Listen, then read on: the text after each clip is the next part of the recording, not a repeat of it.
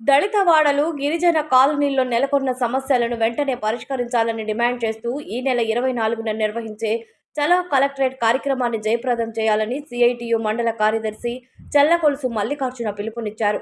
వివక్షత లేని సమాజం కోసం ప్రజా సంఘాల ఆధ్వర్యంలో గ్రామాన సామాజిక సంఘారావం నిర్వహించి ప్రజల సమస్యలను గుర్తించినట్లు తెలిపారు. దళిత వాడలు, గిరిజన కాలనీల్లో శ్మశాన వాటికలు, వాటికి రహదారులు, సాగు భూములు, మురుగునీటి కాలువలు, పారిశుద్ధ్యం, జాతీయ ఉపాధి హామీ పథకం, రేషన్ కార్డులు, ఆధార్ కార్డులు తదితర సమస్యలు ఉన్నట్లు గుర్తించామన్నారు.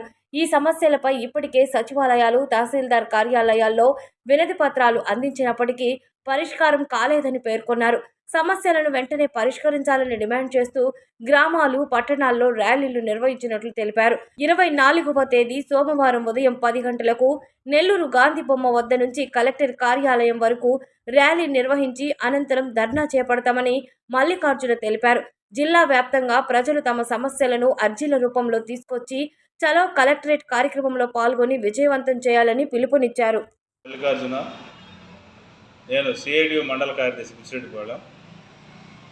దళిత వాడలు, గిరిజన కాలనీలో సమస్యల పరిష్కారం కోసం ప్రజా సంఘాల ఆధ్వర్యంలో సామాజిక శంఖారావం అనే నినాదం మీద అన్ని గ్రామాల్లో దళిత వాడలు, గిరిజన కాలనీలో పర్యటించడం జరిగింది.